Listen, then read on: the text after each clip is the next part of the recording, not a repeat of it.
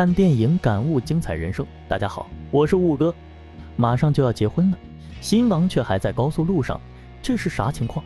新郎名叫道格，结婚前2天，好基友为了给他庆祝，决定去拉斯维加斯搞个单身派对。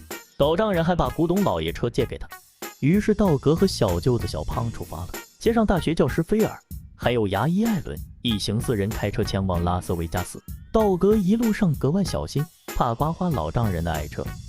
来到拉斯维加斯后，办理入住总统套房后，几个男人就像脱缰的野马出了门。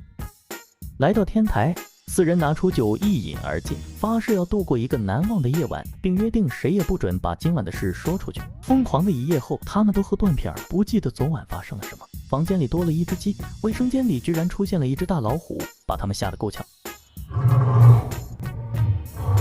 几个人清醒后，发现新郎官道格不见了，打电话过去，手机却在房间里，这都是怎么回事？3人对昨晚的事一点也想不起来。这时候3人突然发现衣橱里出现了一个婴儿。看着衣橱里的婴儿，3个大男人彻底傻眼，这孩子到底是谁的呀？搞不清状况，他们决定先吃饱饭再说。吃完饭后，菲尔注意到手上有一条医院的手环，这哪来的？他们决定去趟医院搞清楚情况。来到酒店门口，他们看到雕塑上挂着一个床垫。更扯的来了，门童居然给他们开来了一辆警车。门童说：“警官先生，你们的车。”3人惊呆了，怎么奔驰变警车了？他们强装镇定上了车，快速来到医院。医生告诉他们，菲尔的住院时间是2点45，是轻微脑震荡。医生拿着血检报告告诉他们，昨晚有人对你们下了药。3人心头顿时一紧。紧接着，医生还告诉他们，他们当时来医院还说刚参加完婚礼，到底发生了什么情况？3人来到医生知道的婚礼地址，这边的老板很是热情，显然对他们印象深刻，并拿出一本相册，居然是艾伦的照片，而且照片上的女人他们根本不认识。老板说，照片里的孩子是女人和前夫的孩子。这下艾伦慌了，如果家里的母老虎知道自己又结了一次婚，而且还是买1送1，肯定完蛋了。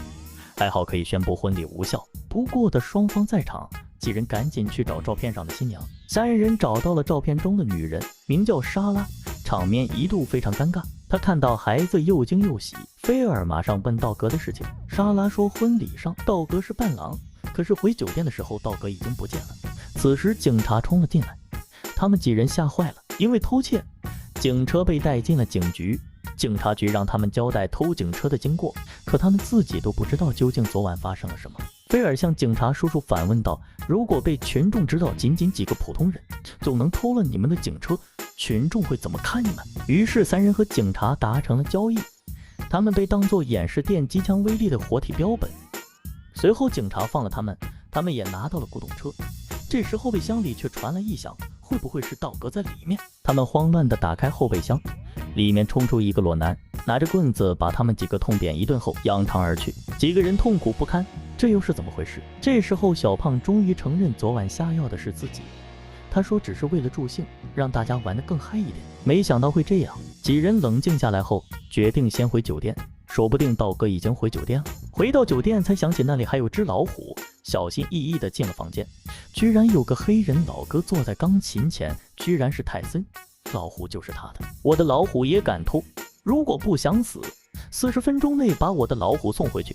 商量之后，艾伦在牛肉里放了几颗药丸，让老虎也断了片。半路上老虎醒了，发起飙，扯烂了真皮座椅，打碎了玻璃，这车被老虎弄得一团糟，回去该怎么交代？最后只能推着车把老虎送到了泰森的豪宅。原来他们4人喝醉酒后溜进了泰森的家中，把老虎当狗留。最后泰森佩服他们的勇气，把他们给放了。出来后的3人开着车游荡，商量下一步该如何行动的时候，突然遭遇车祸，就是之前躲在后备箱的那个裸男带着手下把他们给拦住了。原来昨天他们几个人一起赌钱，手气不错，赢了8万块美刀，可钱全被菲尔拿走了，裸男还被脱了衣服塞进了后备箱。裸男威胁道，如果还想见到你们的朋友，就立马还钱。他们赶紧回去找那8万块钱，可翻箱倒柜之后一无所获，这下完犊子了。新郎官快要结婚，却赎不回来，8万块钱没有着落，于是他们决定去赌场试试运气。小胖和牙医艾伦互相打配合，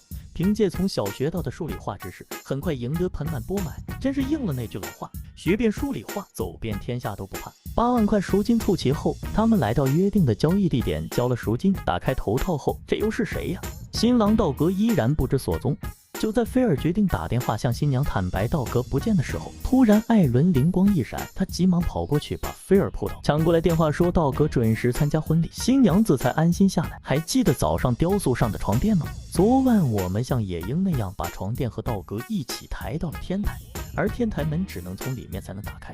道格被困天台，只能把床垫扔下去吸引注意，这样一切都说得通了。他们立马来到了酒店的天台，果然在上面找到了被晒得红彤彤的道格。最后他们坐上车疯狂地往回赶。就在新娘一家人快要崩溃的时候，新郎官道格终于出现，好在有惊无险，这一下婚礼总算可以如期举行了。最后道格被老丈人叫到书房，他正考虑怎么解释车的问题。老丈人说车是送给他的结婚礼物，这一下他又该难过了。